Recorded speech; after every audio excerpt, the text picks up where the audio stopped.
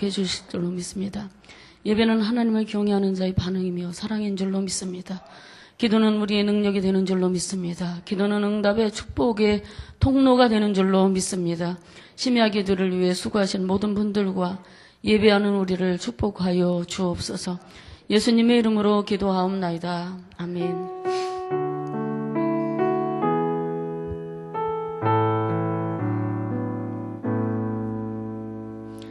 반갑습니다. 오늘 심야 기도에 오신 성도님들을 주님의 이름으로 환영하고 축복합니다. 영감 있는 찬양으로 수고하신 우리 김은 목사님과 심야 기도팀, 그리고 날마다 우리에게 은혜 베푸시는 좋으신 하나님께 우리 모두 영광의 박수를 힘차게 올려드렸으면 좋겠습니다. 오늘 함께 나누실 기하신 말씀은 레위기 14장 21절부터 32절 말씀입니다. 레위기 14장 21절부터 32절 말씀이 좀 길기 때문에 저하고 한 절씩 나누어서 교독하도록 하겠습니다. 만일 그가 가난하여 그의 힘이 미치지 못하면 그는 흔들어 자기를 속죄할 속건제를 위하여 어린 수양 한 마리와 소제를 위하여 고운 가루 10분의 1 에바에 기름 섞은 것과 기름 한 녹을 취하고 그 힘이 미치는 대로 산비둘기 둘이나 집비둘기, 하나는 속죄제물로, 하나는 번제물로서 8째 날에 그 결례를 위하여 그것들을 회막문 앞 여호와 앞 제사장에게로 가져갈 것이요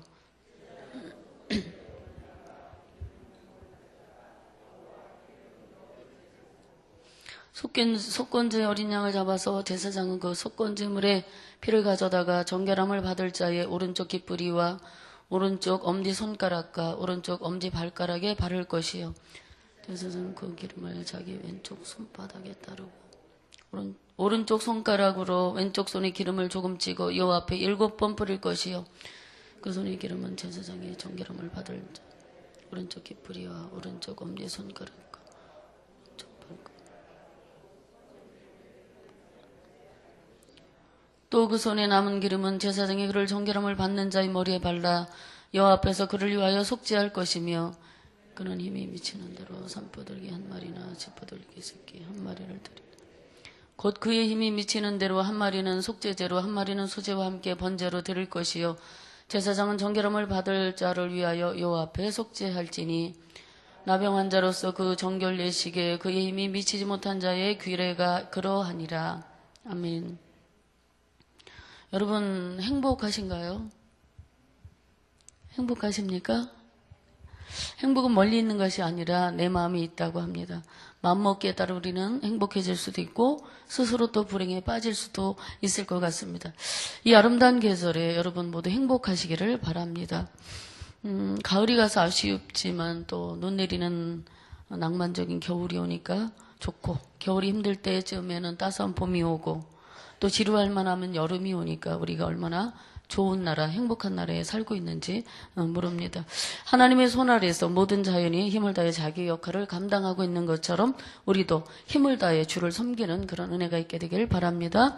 지금은 그렇지 않지만 나병이 우리가 어린 시절 때만 해도 무서운 병이었어요. 그래서 병뿐만이 아니라 그런 병을 겪고 있는 환우들에 대한 이상하고 회개한 소문 때문이라도 더 그들을 기피하는 그런 현상이 있었던 때가 있었습니다.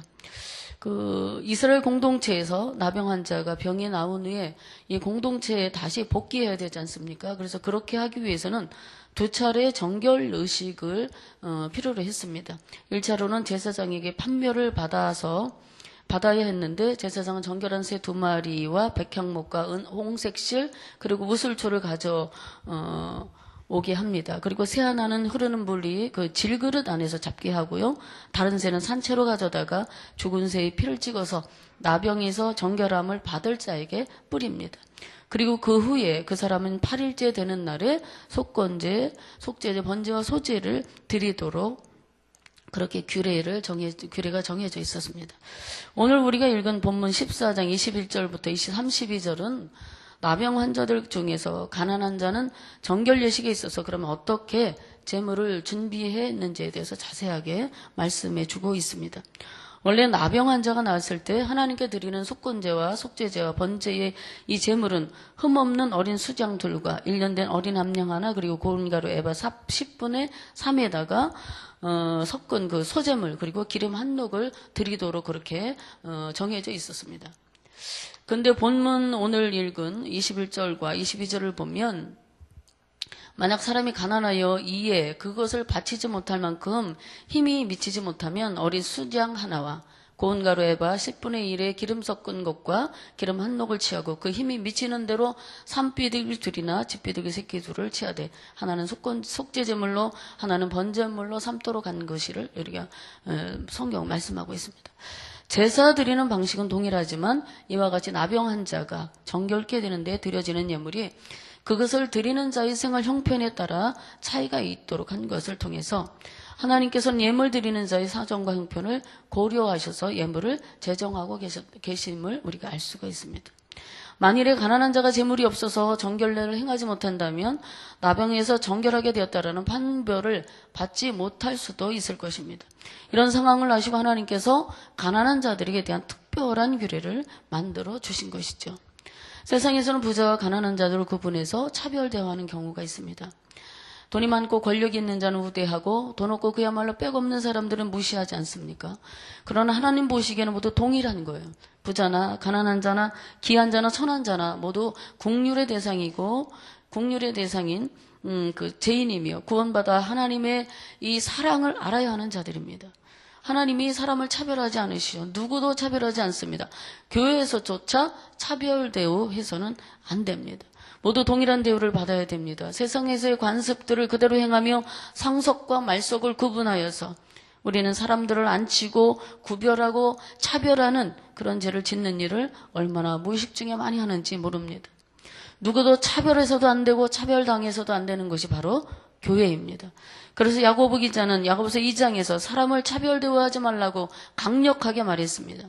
회당에 금가락지 은가락지 끼고 아름다운 옷을 입고 있는 사람들은 눈여겨보고 있다가 여기 좋은 자리에 앉으십시오. 그렇게 하지만 남노하고 초라하고 가난한 사람이 들어오면 너는 거기 서 있든지 내 발등상 아래에 앉으라. 이렇게 말한다는 것이죠. 그렇게 한다면 너희끼리 서로 차별하며 악한 생각으로 판단하는 자가 되는 것이다. 그렇게 외모로 사람을 취하지 말라고 야고보서 기자는 말합니다. 잠언 14장 32절에도 가난한 자를 학대하는 자는 그를 지으신 하나님을 멸시하는 자이지만 궁핍한 자를 불쌍히 여기는 자는 주를 공경하는 자다라 이렇게 말씀합니다. 그러면 가난하다고 해서 교회를 섬기는 일에 대충 해도 되는 것은 아닙니다. 차별 없이 우리를 사랑하시는 하나님 앞에서 우리 형편대로 최선을 다해서 교회를 위해 섬기고 헌신해야 하는 것이죠. 사람이 살아가는 데 있어서 의식주의 문제는 필수적인 것입니다. 먹고 입고 마시는 것이 삶의 가장 기본적인 것이지요. 먹고 살기도 바쁜데 무슨 헌금을 드리냐. 시간 없는데 어떻게 우리가 그 많은 예배 다 드리고 헌신할 수 있느냐라고 하는 사람들도 간혹 있습니다. 우리가 하나님께 드리는 헌물은 그 양의 많고 적음의 문제가 있는 것이 아니라 그것을 드리는 사람이 처해진 상황에서 얼마만큼 성심성의를 다해서 드리느냐의 질적인 문제임을 말씀하고 있습니다. 하나님께 드리는 구약의 제사에는 반드시 제물이 있어야 됐습니다. 소, 양, 염소, 비둘기, 곡식, 기름 등과 같이 눈에 보이는 제물로 눈에 보이지 않는 우리의 신앙을 상징하게 한 것입니다. 그러나 제사를 드리는 각 사람이 동일한 재산을 소유한 것은 아니었죠.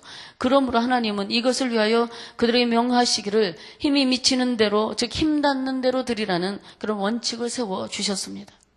속건제에는 다양한 목적이 있었고 상상할 수 있는 모든 각도에서 볼 때에 과거의 모든 죄를 씻고 사람이 정결하게 되었음을 보장하는 놀라울 만한 그런 풍성한 수단이었습니다.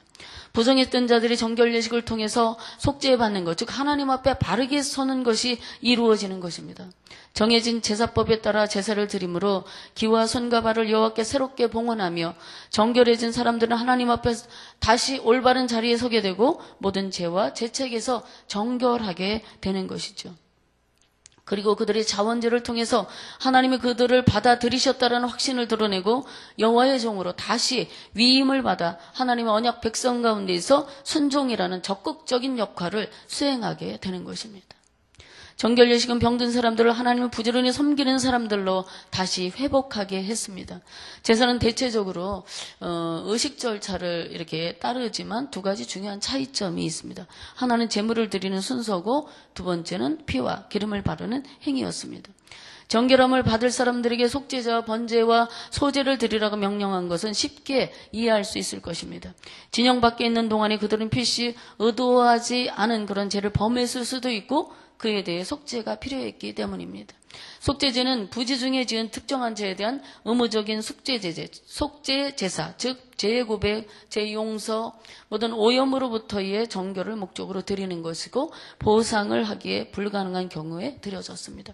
이런저런 이유로 아마도 그들은 거룩한 제물을 소홀히 다루게 되었고 속건제만 이런 잘못을 보상할 수 있었다는 것을 여기 레위기 5장 16절 이하에 보면 나와 있는 것을 보게 됐죠. 속건제의 목적은 병자가 부정한 기간에 드리지 못한 11조와 제사, 기타 예물들에 대해 하나님께 보상하는 것이었습니다. 제사의식을 통해서 하나님의 은혜가 회복되고 모든 수치와 부끄러움이 다 씻게 되는 것이죠. 번제와 소제는 그들과 그들의 노후동을 다시 하나님께 헌신하겠다는 소망을 표현했을 것입니다. 그 당시에 나병을 앓는 사람들은 진영 밖으로 퇴출을 당하여 그 사회적인 활동에 제약이 있었습니다. 그래서 하나님이 받으실 만한 봉헌을 그렇게 드릴 수 없었을 거예요. 그래서 공동체로 복귀할 때에 하나님께 감사의 헌신을 드려야 하는데 무엇이든 제물로 피의 제사를 드려서 정결함을 받고 감사와 헌신을 표현해야 되는데 만약에 자신의 삶에 하나님의 은총이 임하기를 원하여도 드릴 수 없다면 얼마나 안타까운 것이겠습니까? 우리의 심장 폐부까지 지우시고 모든 것을 아시며 누구보다도 세밀하고 자상하신 하나님께서 이러한 규례를 세우심으로 가난한 자들을 보호하시려는 하나님의 의도를 우리에게 보여주고 있습니다. 제사는 하나님께 나가는 것입니다. 하나님과 관계를 회복하는 것입니다. 제사는 부지중이든지 고의적이든지 사람이 제사함을 받고 하나님의 은총을 입는 통로입니다. 그렇기 때문에 가난하고 약하기 때문에 제사의 자리로 나가는 것이 차별받아서는 안 되는 것입니다. 오늘날도 예물을 준비하지 못했어도 누구든지 하나님이 얼마든지 부르시는 자들은 주님의 이름을 의지하여 주의 제단 앞에 나와 예배드리고 구원의 은총을 입을 수 있는 것이 하나님이 주신 하나님이 주님의 이름을 부르는 이 공동체에게 특별히 주신 은혜인 것입니다. 인간적으로 가난한 자, 약한 자, 억눌린 자, 외로운 자, 못난 자도 하나님 앞에서는 모두 공평한 것입니다. 천하를 주고도 얻을 수 없는 영혼들이기 때문입니다. 오히려 부자들이 천국에 들어가기 힘들다고 경고했듯이 이 재앙 많은 세상에서는 인간적으로는 못난 자라도 영적으로는 고결한 경우가 많이 있는 것을 보게 됩니다. 예배 자리 나올 때 우리는 형편껏 즐거움으로 예물을 준비하여 드릴 수 있어야 합니다. 다윗은 우리가 잘 아는 대로 성전 건축을 준비하면서 고백하기를 나와 내 백성이 무엇이기에 이처럼 즐거운 마음으로 드릴 힘이 있었나이까 모든 것이 주께로 말미암았사오니 우리가 주의 손에서 받은 것으로 주께 드렸을 뿐입니다라고 역대상 29장 14절에서 감사의 기도를 올려드렸습니다. 사도 바울도 헌금에 대한 권면에서 고린도후서 9장에서 이렇게 말합니다. 적게 심는 자는 적게 거두고 많이 심는 자는 많이 거둔다는 말이 이 말이로다. 각각 그 마음에 정한 대로 할 것이요 인색함으로나 억지로 하지 말지니 하나님은 즐겨오는 자를 사랑하시느니라. 이와 같이 하나님께 인색하지 않은 마음으로 드리는 것은 구약적이면서 또한 신약적인 원리라고 말할 수 있습니다. 그러나 또 한편으로는 하나님께서 가난한 자들과 극빈자들까지도 그 형편을 참작해서 물질의 양에 의존하지 말고 힘이 닿는 대로 제물을 바칠 것을 명하여 주셨습니다. 소연 제물이 넉넉함에도 불구하고 그러나 인색하게 바치는 것은 잘못이지만 힘이 없으면서 무리하게 바치고 불평하고 원망하게 된다면 그것도 잘못된 것이기 때문에 우리가 하나님 앞에 예물을 드릴 때에는 힘이 닿는 대로 감사함과 즐거움으로 드리는 것이 성도의 적절한 믿음의 자세가 되는 것입니다. 하나님께서는 결코 물질의 양을 보시지 않으세요. 그것을 드리는 사람의 마음의 중심을 감찰하시는 하나님이심을 잊지 않는 저와 성도님들 되기를 바랍니다. 누구는 많이 내니까 아마 그 사람은 하나님이 많이 사랑해 주실 거예요. 그리고 나는 그렇지 못하니까 하나님은 덜 사랑하실 거예요. 그 사람은 하나님 앞에 많은 것을 헌신하기 때문에 기도 응답도 잘 받고 하나님마다 잘 될 거야. 근데 나는 너무 부족하고 연약해서 드릴 것이 없어서 하나님 나의 그 헌신이 부족하기 때문에 하나님 날 덜 사랑하시고 기도 응답하시지 않는 것이 아닌가? 이렇게 오해할 수도 있는데 그렇지 않다는 것입니다. 우리가 어떤 마음을 가졌느냐의 문제예요. 마음을 다하고 힘을 다하여 하느냐 아니면 체면 때문에 억지로 하느냐 감사함으로 즐거워하며 드리는가 양의 많고 적음이 아니라 어떤 마음의 자세를 가지고 하나님 앞에 헌신하느냐의 문제이죠. 마가복음 10장 41절부터 44절에 보면 주님께서 많은 돈을 보란 듯이 헌금하는 부자들 앞에서 두 렙돈의 동전을 낸 이 가난한 가부를 칭찬하신 적이 있습니다. 이 여인은 형편이 어려워 두 렙돈밖에 드릴 수 없었지만 그 물질에 담긴 마음과 그 여인의 형편을 주님께서 보시고 기억해 주신 것입니다. 또한 공동체에서 이 퇴출된 소외계층인 이 나병 환자로 살면서 질병과 경제적인 어려움의 이중 고통을 받고 있는 사람들의 정결 예식을 위해 하나님은 그들을 배려해 주셨어요. 이 자상하시고 세밀하신 하나님의 국률과 사랑 앞에서 우리가 어찌 또 말씀 앞에 감격하고 감사하지 않을 수 있겠습니까? 그러면 우리가 하나님 앞에 나올 때에 물질 때문에 시험에 들지 마시길 바랍니다. 신앙생활도 여유 있는 사람이 하는 거지 난 드릴 것이 없어서 교회 못 나가 하는 그런 사람들도 있습니다. 그러나 1,000원밖에 드릴 것이 없으면 그거 드리면 되는 거예요. 나는 재능이 없어서 능력이 없어서 별 쓸데가 없는 사람이라고 생각하는 것이 아니라 내가 가진 능력, 할 수 있는 그것은 몸이든 시간이든 기쁨과 즐거움으로 자원해서 드릴 때에 하나님이 기뻐하시는 것입니다. 내게 주신 능력 안에서 헌신을 요구하는 것이지 못하는데 가진 것이 없는데 나보고 하라고 억지로 등 떠미시고 할 수 없다고 해서 너 같은 존재는 필요 없어라고 하시는 그런 하나님이 아니십니다. 하나님은 즐겨내는 사람, 감사함으로 각자 처해지는 형편에 따라 최선을 다해 드리는 그런 사람의 예물과 시간과 재능을 받으시며 우리의 헌신을 기뻐하시는 하나님이심을 기억하시는 저와 성도님들 되길 바랍니다. 그리스도께서 우리를 구원하시기 위하여 흘리신 보혈과 그 값진 희생을 기억하여 주님의 남은 고난을 동참하는 것이 바로 하나님을 향한 우리의 헌신인 것입니다. 특별히 소외되고 힘이 든 사람들을 배려하는 마음을 좀 가졌으면 좋겠어요. 그리고 나는 왜 이것밖에 안 될까? 왜 나는 말씀대로 살지는 못하는 거지? 왜 나의 믿음은 이것밖에 안 되는지 모르겠어. 우리 조급해하지 말고 우리 연약함을 아시는 주님이 우리를 온전하게 하실 거라는 믿음을 가지고 살 수 있으면 좋겠습니다. 우리 모두 여유로움을 좀 가지고 살았으면 좋겠습니다. 세상 너무 바쁘게 돌아가기 때문에 사람들이 여유가 없어요. 너무나 힘들고 너무나 바쁘고 가만히 있어도 바쁘다고 이렇게 우리 입술에서 그냥 저절로 나오는 것이 우리의 바쁜 현대인의 생활입니다. 농부의 손길에 자신을 맡기고 공기와 물을 환경에 따라 묵묵히 받아 뿌리로부터 흡수하여 먼 가지 끝까지 아름다운 열매를 맺어가는 그런 자연을 바라보면 우리는 많은 것을 깨달을 수 있어서 참 좋습니다. 여러분 감나무에 감이 주렁주렁 열린 것을 보셨을 거예요. 가지 끝 가느다란 부분까지 노랗게 익어 매달린 감들을 바라보면 얼마나 대견하고 신기한지 모릅니다. 그런 자연들도 하나님이 주신 은혜에 만족하며 자기에게 준 사명을 다 감당하고 그렇게 살아가는 것처럼 우리도 주의 귀한 말씀에 믿음의 뿌리를 깊이 내려서 말씀의 은혜를 흡수하고 말씀 따라 살다 보면 어느새 우리가 주님을 닮은 사람이 되어 있지 않겠습니까? 하나님께서 언제든 무엇이든 우리에게 헌신을 요청하실 때가 있습니다. 주님이 우리를 부르실 때까지, 아니 주님이 이 땅에 다시 오실 때까지 물질이든 시간이든 우리의 재능이든지 힘 닿는 대로 최선을 다해 헌신할 수 있기를 바랍니다. 그리고 이 믿음의 길, 영광의 길을 잘 달려갈 수 있는 저와 성도님들 되기를 간절히 복비러 드립니다. 제가 예전에 어려운 그런 시절이 좀 있었어요. 이렇게 이제 목회를 하다 보니까 주님이 주시는 거 아니면 먹고 살 수 없는 그러한 어려운 시간들을 통과한 그런 적이 있거든요. 제가 어느 날 이제 아기를 둘러안고 기도하러 기도원에 올라갔습니다. 그래서 그 기도원에서 헌금하는 시간이 됐어요. 내 지갑을 열어보니까 차비 빼고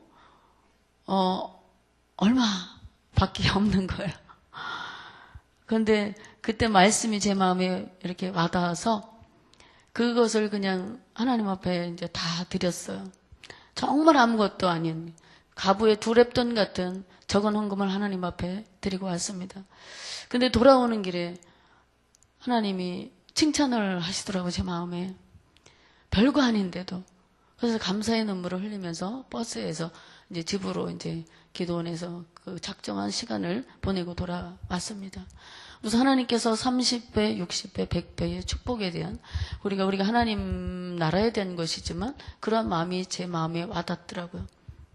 근데 이제 지금은 이 세상에 없지만 제 남편이 목사 안수를 받을 때가 됐어요. 얼마 안 남기고.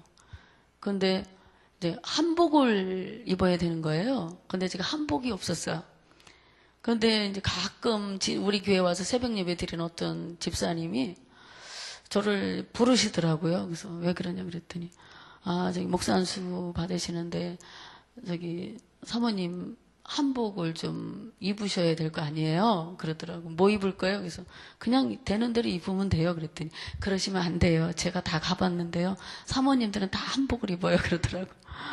그래서 한복을 굳이 맞춰주신다는 거예요. 그래서 싫다고 그랬는데 한복을 맞춰주신대요.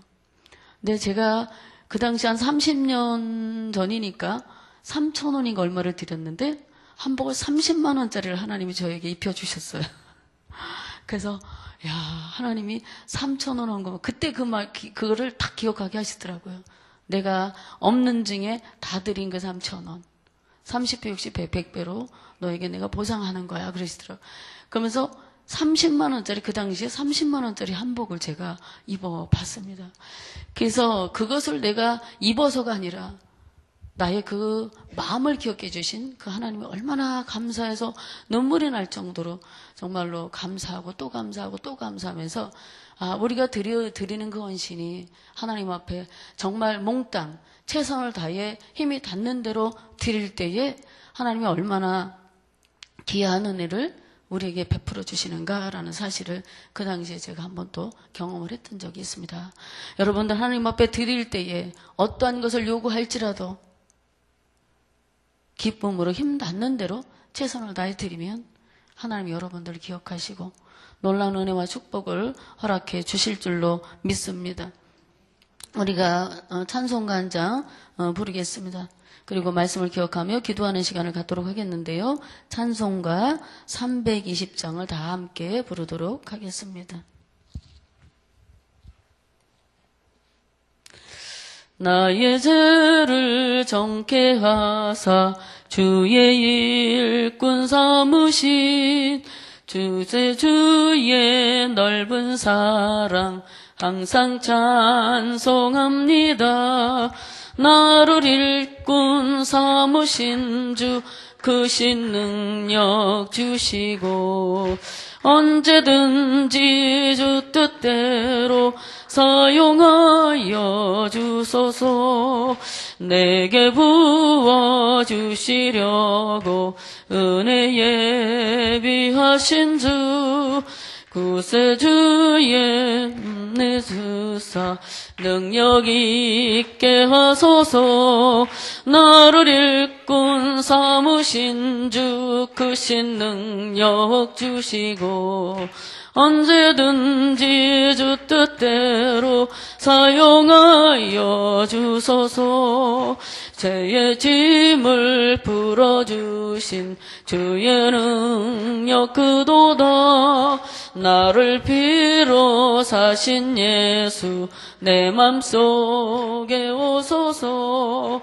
나를 일꾼 삼으신 주 크신 능력 주시고 언제든지 주 뜻대로 사용하여 주소서.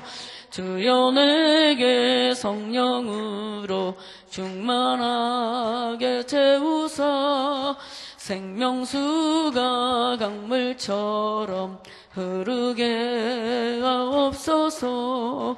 나를 일꾼 삼으신 주 크신 능력 주시고 언제든지 주 뜻대로 사용하여 주소서. 아멘. 이렇게 기도했으면 좋겠습니다. 예배는 하나님께 나가는 것입니다. 하나님과 관계를 회복하는 것입니다. 예배는 부지런이든지 고의적이든지 사람이 죄를 지은 죄를 사함받고 하나님의 은총을 입는 통로입니다. 이 시간 머리를 우리가 깊이 숙이며 우리의 죄를 사해 주시기를 간구할 때에 하나님께서 우리를 정결하게 해주실 줄로 믿습니다. 하나님, 우리는 들을 것도 없고요, 부족하고요, 재능도 부족합니다. 그러나 내가 가진 능력으로 힘이 닿는 대로 할 수 있는 대로 몸이든 시간이든 물질이든 기쁨과 즐거움으로 자원해서 드릴 수 있는 아버지 자녀 되게 하여 주옵소서. 온전히 순종의 영리게 고로 복을 받는 자가 될 수 있도록 역사해 달라고 우리 함께 하나님과의 관계 회복과 우리 온전한 헌신을 위해 기도하며 나가도록 하겠습니다. 주님, 간절히 세 번 외쳐부르고 기도하도록 하겠습니다. 주여, 주여, 주여. 아버지 하나님 고맙습니다. 오늘 내가 가진 능력이 없습니다. 나는 부족하고 연약합니다. 하나님 아버지, 건강도 연약하고 물질도 없습니다. 하나님, 가진 재능도 변변치 않습니다. 그런 하나님 아버지, 하나님께서 요구하실 때에 하나님 아버지, 그것이 무엇이든지 간에 힘 닿는 대로 하나님 앞에 드릴 수 있는 아버지 믿음이 있기를 원하옵고, 아버지 하나님 온전한 헌신을 드릴 수 있는 하나님의 거룩한 자녀가 되게 하여 주시옵소서. 하나님 앞에 우리가 나아가는 것이 아버지 하나님 아버지 하나님과 관계를 회복하는 것이 예배인 줄로 믿습니다. 하나님 아버지, 예배를 통해 우리의 죄를 사함받게 하시고 하나님의 은총을 입는 통로가 되는 줄로 믿사오니 아버지 하나님, 우리가 예배할 때에 준비된 심령으로 예배를 쓸 수 있도록 도와주시고 아버지는 우리 몸과 마음과 아버지 하나님 아버지 물질을 다하여 하나님 앞에 온전히 드릴 수 있는 믿음의 사람이 될 수 있도록 하나님 우리를 구별하여 주시고 예배의 자리를 불러주시고 하나님 그 예배의 자리를 통하여 하나님의 응답의 축복과 아버지 하나님 제사함의 은총과 아버지 하나님 정말로 주님의 사랑과 은혜를 덧입는 시간이 될 수 있도록 아버지 시간 예배의 시간들을 하나님 축복하여 주시옵소서. 아버지, 우리가 하나님 앞에 드릴 때에 힘에 닿는 대로 즐거움으로 자원해서 드릴 수 있는 아버지 자녀 되기를 원합니다. 온전히 선정하여 영리게 고르복음을 받는 자가 될 수 있도록 우리 하나님 역사하여 주시옵소서. 아버지 하나님 도우실 줄로 믿습니다. 하나님 함께하여 주실 줄로 믿습니다. 나병 환자들이 아버지 그 아버지 연약함과 아버지 하나님 그들의 어려운 형편과 저절을 하시고 하나님 아버지 그들의 완전한 공동체의 회복을 위하여 아버지 그들의 아버지 하나님 일자리를 아버지 힘이 넘치는 대로 예물을 드릴 것을 지정해 주시고 아버지 병들고 성한 자들을 위로하시며 아버지 가난하고 아버지 천한 자들을 위로하신 아버지 하나님께서 사랑하는 자들을 그렇게 위로하시고 배려하시고 사랑하시고 한만 우리가 하나님 아버지 세상에서 이제 하는 것까지 우리 교회가 사람을 차별하며 구별하여 아버지 하나님 그들을 섬기고 있습니다. 하나님 아버지 하나님, 우리가 정말 낮은 자나 중한 자나 아버지 하나님 높은 자나 귀한 자나 서로 아버지 동일하게 여기며 하나님의 아버지 하나님 귀한 영혼임을 기억하게 하여 주시어서 아버지 서로 사랑하고 아버지 배려하고 섬길 수 있는 공동체가 될 수 있도록 사랑으로 성락교를 축복하여 주시옵소서. 하나님 함께 하신 아름다운 공동체, 구별이 없는 공동체, 차별하지 않는 공동체, 하나님 아버지 정말로 재미 기뻐하신 아름다운 공동체가 될 수 있도록